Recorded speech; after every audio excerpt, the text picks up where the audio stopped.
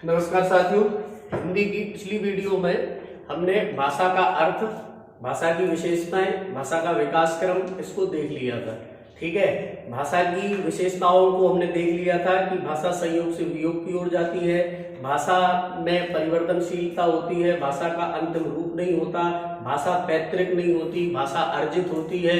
ठीक है, और इस तरीके से संयोग से वियोग की ओर चलती है, स्थूल से सूक्ष्म की ओर चलती है, कठिन से सरल की ओर चलती है।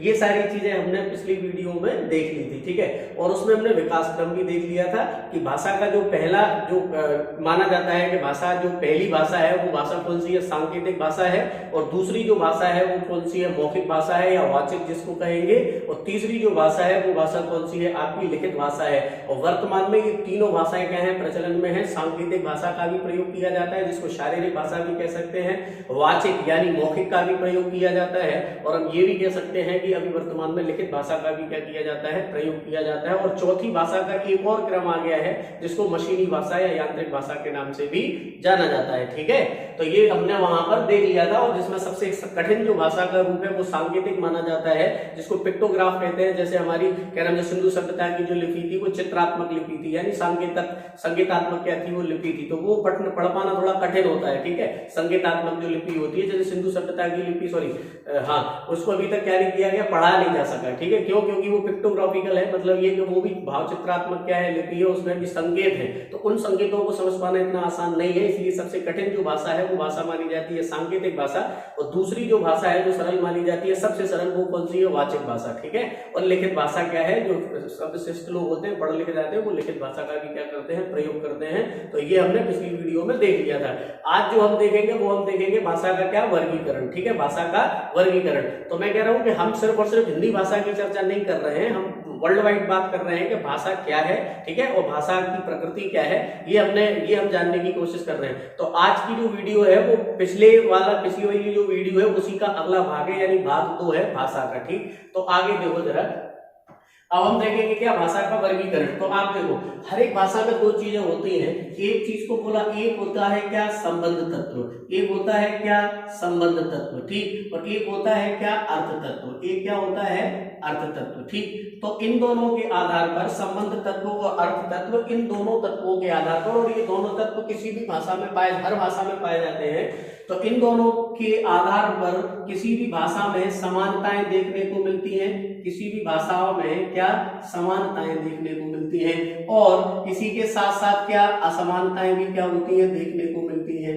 ठीक है, तो मतलब ये कि संबंध के आधार पर और अर्थ के आधार पर भाषाओं में समानताएं और असमानताएं देखने को मिलती हैं। ठीक है, अब देखो जरा, अब एक प्रश्न आपके दिमाग में उठ सकता है, या नहीं उठ रहा तो उठना चाहिए, कि संबंध तत्व क्या है और अर्थ तत्व क्या है। तो देखो जरा, संबंध तत्व के लिए एक शब्द और मिलता है, इसको कहा जाता है क्या, प्रत्यय। ठीक है, या फिर हम देखो इसको देखेंगे अर्थ को और इसको देखेंगे। ठीक है, तो देखो जरा, अर्थ तत्व जो है, तो अर्थ तत्व को प्रकृति भी कहा जाता है। भाषा की ये क्या है, प्रकृति को दर्शाता है, इसलिए इसको प्रकृति तत्व भी कहा जाता है। और संबंध तत्व का जो मतलब है वो है क्या, प्रत्यय कह लो, या फिर इसको क्या बोलो, रचना, या फिर क्या, रचना। ठीक है, तो देखो मतलब ये कि भाषा की रचना के आधार पर, अब थोड़ा सा समझ आ गया होगा, भाषा की रचना के आधार पर अंतर और समानताएं मिल सकती हैं, और भाषा की प्रकृति के आधार पर भी हमें अंतर और समानताएं मिल सकती हैं। तो देखो जरा, इसका उदाहरण देके लेते हैं कि ये कैसे अंतर मिलते हैं और कैसे अंतर नहीं मिलते। ठीक, तो देखो जरा, देखो जैसे मान के चलो, मैंने इस शब्द लिखा आ, ये धातु है, और बराबर में मैंने लिख दिया आना। ठीक है, एक शब्द लिखा मैंने जा, और लिख दिया आगे शब्द क्या, जाना। एक शब्द नहीं है, सॉरी, ये धातु है, एक शब्द लिख दिया खा, और लिख दिया क्या, खाना। ठीक है, वैसे ही यहाँ पर एक शब्द लिख दिया मैंने विज्ञान। ठीक है, एक शब्द लिख दिया मैंने भूगोल, एक शब्द मैंने क्या लिख दिया, भूगोल। ठीक है, और इसको विज्ञान में मैंने एक प्रत्यय जोड़ा, तो एक मेरे पास एक शब्द मिलता है क्या, वैज्ञानिक। एक शब्द मिलता है क्या, वैज्ञानिक, और एक शब्द मिलता है क्या, भौगोलिक। एक शब्द मिलता है क्या, भौगोलिक। तो आप देखो जरा, इतने उदाहरण से समझो जरा कि इसमें देखो क्या है, ये जो है इनके अर्थ क्या है, अर्थ असमान है।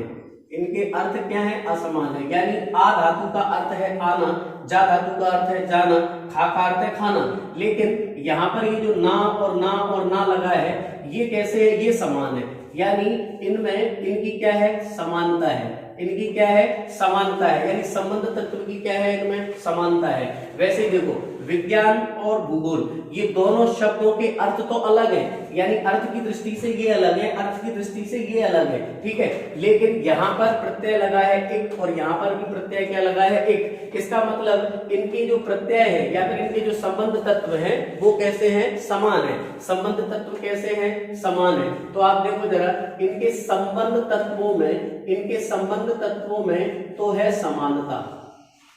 संबंध तत्वों में क्या है? समानता, ठीक है। और अर्थ तत्वों में क्या है? असमानता। अर्थ तत्वों में क्या है? असमानता। मतलब ये हो गया कि असमानता है, ठीक। तो अर्थ की दृष्टि से असमान है, लेकिन संबंध तत्व की दृष्टि से समान है। अर्थ की दृष्टि से असमान है, लेकिन संबंध तत्व की दृष्टि से क्या है? समान है। तो कहने का मतलब कि अर्थ और संबंध दो तत्व होते हैं, ठीक है। जैसे तो आपको ये समझ आ गया होगा कि अर्थ तत्व क्या है और संबंध तत्व क्या है, ठीक। तो देखो, किसी भी भाषा में अर्थ तत्व और संबंध तत्व के आधार पर भिन्नताएं पाई जाती है, ठीक है। और इन्हीं दोनों के आधार पर भाषा का वर्गीकरण किया जाता है, ठीक है। तो देखो जरा, भाषा का वर्गीकरण कैसे? तो देखो, भाषा का जो वर्गीकरण है वो वर्गीकरण दो तरीके से किया जाता है। एक भाषा का जो वर्गीकरण है उसको बोला जाता है आकृति मूलक। कैसा? आकृति मूलक वर्गीकरण, ठीक है। और एक को बोला जाता है पारिवारिक। एक को क्या बोला जाता है? पारिवारिक। तो एक वर्गीकरण है आकृति मूलक वर्गीकरण और एक वर्गीकरण है क्या? पारिवारिक वर्गीकरण, ठीक है। आकृति मूलक क्या है? तो देखो जरा, आकृति मूलक में जब भी हम क्या कर रहे हैं, जब भी किसी भाषा का वर्गीकरण अगर हम संबंध तत्व के आधार पर अगर हम करेंगे, काय के आधार पर? संबंध तत्व के आधार पर। संबंध तत्व अगर हम किसी भी भाषा का वर्गीकरण कर रहे हैं काय के आधार पर? संबंध तत्व के आधार पर, तब हम कहेंगे कि किसी भी भाषा का अगर हम वर्गीकरण काय के आधार पर करेंगे? केवल काय के? संबंध तत्व के आधार पर। तो संबंध तत्व के आधार का जो वर्गीकरण होगा उस वर्गीकरण को क्या कहा जाएगा? आकृति मूलक वर्गीकरण, ठीक। और जब हम संबंध तत्व को भी शामिल करेंगे और प्लस हम क्या करेंगे? अर्थ तत्व को भी क्या कर लेंगे? शामिल कर लेंगे। इन दोनों को जब हम शामिल कर लेंगे तब बनेगा कौन सा वर्गीकरण? पारिवारिक वर्गीकरण। मतलब समझ आ गया क्या? जब भी हम संबंध तत्व की चर्चा कर रहे हैं तो आप समझ जाओ कि यहाँ पर हम या काय की चर्चा कर रहे होंगे? प्रत्यय की चर्चा कर रहे होंगे, या फिर यहाँ पर हम वाक्य की रचना की चर्चा कर रहे होंगे, या फिर हम यहाँ पर शब्द की रचना की बात कर रहे होंगे, या फिर हम यहाँ पर पदक्रम की बात कर रहे होंगे। मेरा कहने का मतलब ये कि प्रत्येक भाषा का अपना एक पदक्रम होता है। जैसे इंग्लिश का अपना पदक्रम है। पदक्रम का मतलब कौन से शब्द कहाँ रखना है, ठीक है। जैसे हिंदी में पहले क्या आता है? कर्ता आता है, फिर कर्म आता है, फिर क्रिया आती है, ये क्या है? पदक्रम है। संस्कृत में संस्कृत का कोई पदक्रम नहीं होता। कर्ता को कर्म, कर्म को कर्ता की जगह रख दो, कोई फर्क नहीं पड़ता। इंग्लिश में क्या होता है? पहले सब्जेक्ट आता है, फिर क्या मतलब पहले क्या आता है? कर्ता आता है, कर्ता के बाद फिर क्या आती है? वर्ब आती है ना, और फिर क्या आता है? मतलब कुल मिला के सबका अपना क्या है? एक क्या नाम से कहते हैं? क्या? पदक्रम है, ठीक है। तो जब पदक्रम को ध्यान में रखोगे तो हम कहेंगे कि रचना, या फिर कहें शब्दों का क्या? शब्दों का निर्माण, या फिर हम कहें क्या? प्रत्यय, या फिर हम कहें संबंध तत्व। जब इसके आधार पर वर्गीकरण होता है तो वो कहलाता है आकृति मूलक वर्गीकरण। और जब पारिवारिक वर्गीकरण होता है तब उसमें क्या होता है कि आकृति मूलक वर्गीकरण को भी शामिल कर लिया जाता है, यानी संबंध तत्व, या फिर कहें कि शब्दों की रचना या वाक्यों की रचना के तरीकों को भी शामिल कर लिया जाता है, प्लस अर्थ तत्व को भी शामिल कर लेते हैं, तब बनता कहलाता है क्या? आपका पारिवारिक वर्गीकरण। तो कहने का मतलब भाषाओं का, विश्व की पूरी भाषाओं का वर्गीकरण दो वर्गीकरण किए गए हैं। दो आधारों पर वर्गीकरण हुआ है, ठीक है। एक काय के आधार पर, अर्थ तत्व के आधार पर, और एक काय के आधार पर, संबंध तत्व के आधार पर। और दो भागों में वर्गीकृत किया गया है, एक आकृति मूलक और एक क्या? ठीक है, एक क्या दिया गया है आपका परिवार मूलक। ठीक, अब इसको देखो, अब पहला वाला अपन लेके चलते हैं क्या, आकृति मूलक वर्गीकरण। पहला वाला अपन लेके चल रहे हैं क्या, आकृति मूलक वर्गीकरण। आकृति मूलक जो वर्गीकरण है, इस आकृति मूलक वर्गीकरण को पहली बार जो प्रकाश में लाया उसका नाम है क्या, श्नेगल। ठीक है, तो श्नेगल पहला व्यक्ति है जिसने भाषा का आकृति मूलक क्या किया, वर्गीकरण किया। किसने, श्नेगल ने। तो श्नेगल ने आकृति मूलक जो वर्गीकरण किया, तो आकृति के आधार पर, यानी हम कहें कि किसी भी वाक्य की रचना के आधार पर, किसी भी वाक्य के, या फिर हम कहें शब्द के आधार, शब्द की रचना के आधार पर, या हम कहें कि व्याकरणात्मक आधार पर दो भागों में बांटा। एक को कहा अयोगात्मक, यानी आकृति मूलक वर्गीकरण है। पहला कौन सा है, अयोगात्मक आकृति मूलक वर्गीकरण, और दूसरा है योगात्मक आकृति मूलक वर्गीकरण। ठीक है, एक है क्या, अयोगात्मक आकृति मूलक वर्गीकरण, और एक है क्या, योगात्मक आकृति मूलक वर्गीकरण। ठीक है, तो देखो अयोगात्मक, अब अयोगात्मक का मतलब जिसमें योग नहीं होगा। अब देखना जरा, योग काय का नहीं होगा, तो ना तो इसमें अर्थ तत्व और ना ही इसमें संबंध तत्व, ना ही इसमें संबंध तत्व, इन दोनों का इसमें क्या नहीं होगा, जोड़ नहीं होगा। ठीक है, मतलब ये कि ना तो इससे इसका ना तो अर्थ तत्व और संबंध तत्व दोनों का जोड़ इसके अंदर नहीं होगा। इसमें प्रत्येक शब्द अपने आप में स्वतंत्र होगा, प्रत्येक शब्द अपने आप में क्या होगा, स्वतंत्र होगा। ठीक है, और आकृति मूलक का जो अयोगात्मक है, तो हम कहेंगे कि आकृति मूलक का जो अयोगात्मक भाग है, या अयोगात्मक जो इसका वर्गीकरण है आकृति मूलक का, उसमें अर्थ तत्व और संबंध, अर्थ तत्व और क्या, संबंध तत्व, ये दोनों अलग अलग होते हैं। दोनों का एक दूसरे से कोई संबंध नहीं होता। इसमें शब्द अपने आप में स्वतंत्र रूप से क्या होते हैं, प्रयोग होते हैं। और इसमें जो भाषा आती है, वो भाषा आती है, सबसे महत्वपूर्ण भाषा कौन सी आती है, चीनी आती है। इसमें जो भाषा आती है वो सुडानी भाषा आती है। इसमें जो भाषा आती है वो क्या आती है, चीनी आती है, सुडानी आती है। ठीक है, और इसके अंदर जो भाषा आती है वो वियतनामी आती है। ठीक है, इसके अंदर जो भाषा आती है वो वियतनामी आती है। इसके अंदर जो भाषा आती है वो तिब्बत आती है। तो कहने का मतलब ये कि सुडानी हुई, चीनी हुई, वियतनामी हुई, तिब्बत हुई, वर्णी भाषा हुई, ये भाषाएं कैसी है, अयोगात्मक। ये भाषाएं कैसी है, अयोगात्मक, मतलब इसमें अर्थ तत्व और संबंध तत्व दोनों का क्या नहीं होगा, मतलब मिलेंगे नहीं, दोनों अपने आप में स्वतंत्र होंगे। एक शब्द अपने आप में स्वतंत्र क्या रखेगा, अपना अर्थ रखता है। ठीक है, इसमें कोई ऐसा नहीं है कि आपने जैसे एक प्रत्यय लगाया था विज्ञान में तो उसका अर्थ बदल गया था। ठीक है, वैज्ञानिक हो गया था और उसका अर्थ बदल गया था। जैसे ही हमने खा के पीछे ना प्रत्यय लगाया था तो खाना हो गया था। तो कहने का मतलब ये कि हम इस तरीके से इसमें चीनी में, सुडानी में, वियतनामी में और तिब्बत में नहीं कर पाएंगे, क्योंकि इसमें जो भी शब्द होंगे वो प्रतीकात्मक होंगे और उनका अपना स्वतंत्र क्या होगा, अर्थ होगा। ठीक है, तो ये है काय में, अयोगात्मक में। अब जब योगात्मक की बात आती है तो योगात्मक को बांटा है उसने कितने भागों में, 3 भागों में। ठीक है, एक को उसने बांटा है अश्लिष्ट, क्या, अश्लिष्ट। ठीक, एक को बांटा है प्रश्लिष्ट, बोला है क्या, प्रश्लिष्ट, और एक को बोला है क्या, श्लिष्ट। ठीक है, तो देखो जरा, 3 क्या नाम से योगात्मक, मतलब श्नेगल ने आकृति मूलक जो वर्गीकरण किया उसमें योगात्मक जो वर्गीकरण उसने किया आकृति मूलक का, दोबारा उपवर्गीकरण किया, उसमें योगात्मक को 3 भागों में बांटा, अश्लिष्ट, प्रश्लिष्ट और श्लिष्ट। ठीक है, तो देखो जरा, अब यहाँ पर अर्थ तत्व और संबंध तत्व, इन दोनों का कोई मतलब नहीं था, योग नहीं था।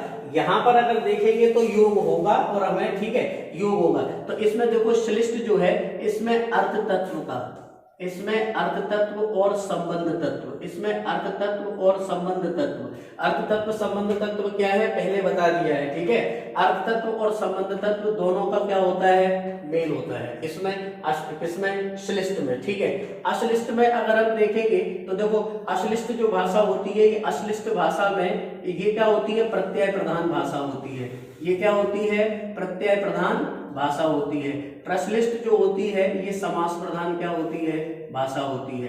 बात समझ आ रही है, समास सबको पता है, ठीक है, प्रत्यय सबको पता है। तो देखो पहले वाली जो थी इसमें अर्थ तत्व संबंध तत्वों का कोई मेल नहीं था, सब अपने आप में स्वतंत्र थी। योगात्मक में श्लिष्ट जो भाषा है, इस श्लिष्ट भाषा में अर्थ तत्व और संबंध तत्व दोनों एक दूसरे से क्या होते हैं, जुड़े हुए होते हैं। और अश्लिष्ट जो होती है वो प्रत्यय प्रधान होती है, प्रश्लिष्ट जो होती है वो समास प्रधान होती है। ठीक है, अब अगर हम देखें भाई, अगर हमारे दिमाग में ये प्रश्न उठता है कि भैया अश्लिष्टात्मक भाषा कौन सी है और श्लिष्टात्मक भाषा कौन सी है, तो अगर हम देखेंगे अश्लिष्टात्मक कैसी है, प्रत्यय प्रधान। ठीक है, तो इसमें अब आप देखो जरा, इसमें आप देखो क्या कि इसमें आपको एक भाषा मिलेगी, क्या, एक भाषा मिलेगी कन्नड़।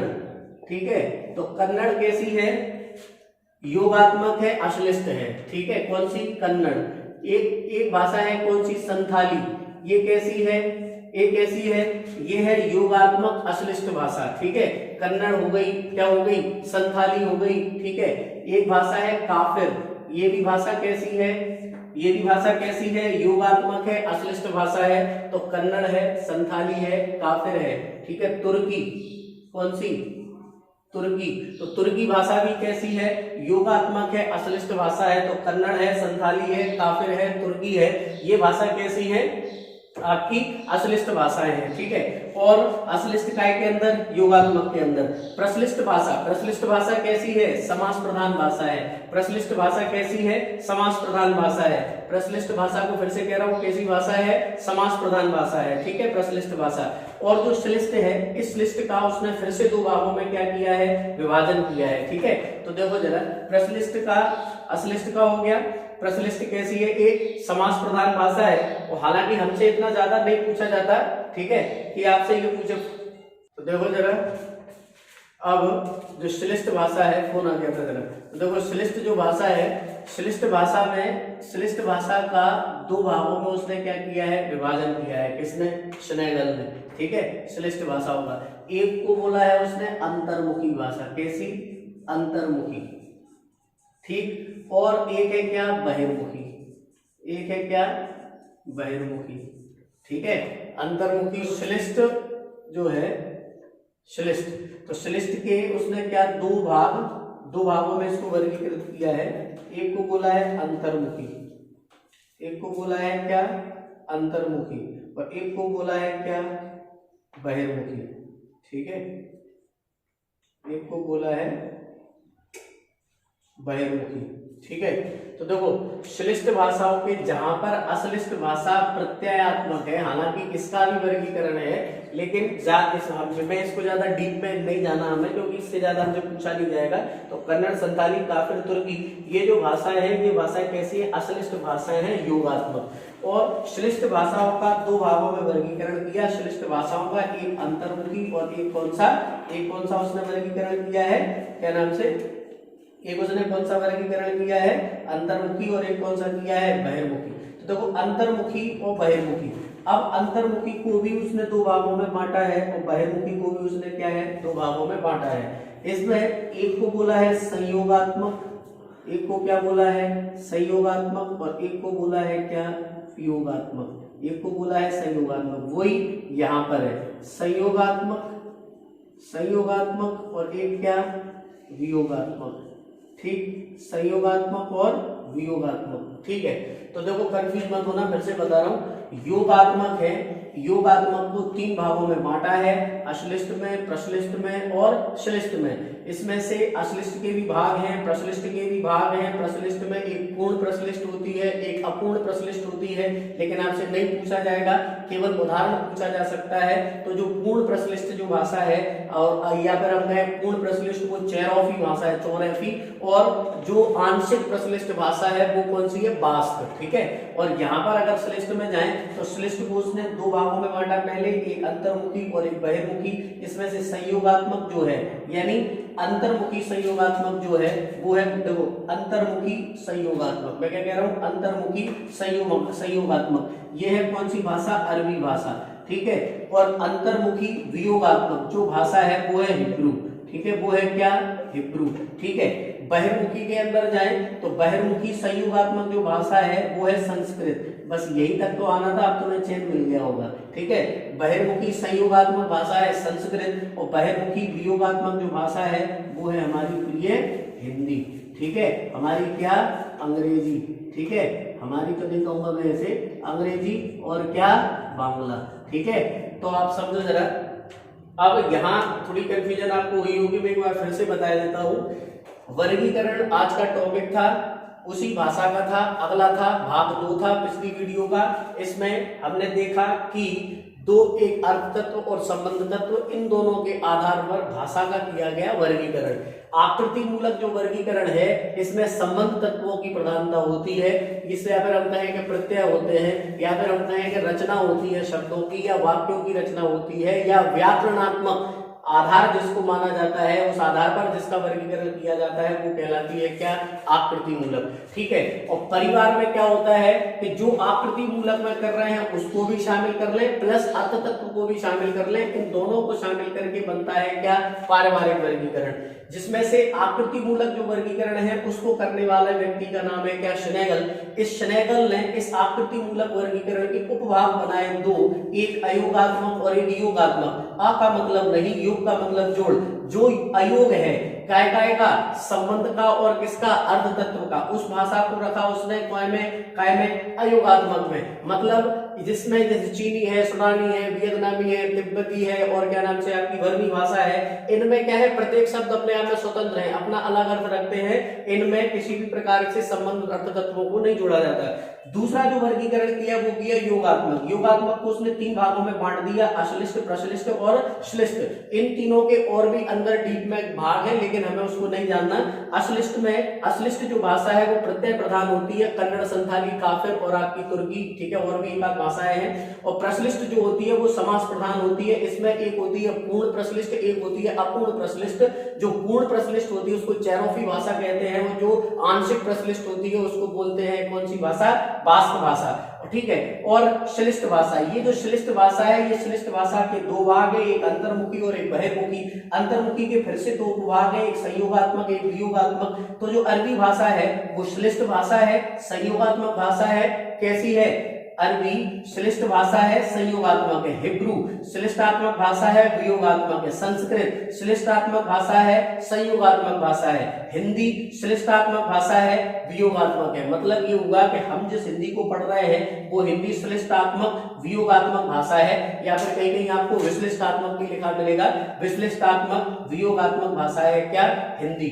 अब यहाँ पर एक प्रश्न फिर से खड़ा हो जाता है कि ये वियोगात्मक क्या है और संयोगात्मक क्या है, और इन दोनों को समझना हमें इसलिए जरूरी है क्योंकि हम संस्कृत और हिंदी इन दोनों को समझेंगे, इसलिए अगले भाग में हम चर्चा करेंगे इस संयोग की और वियोग की। ठीक है।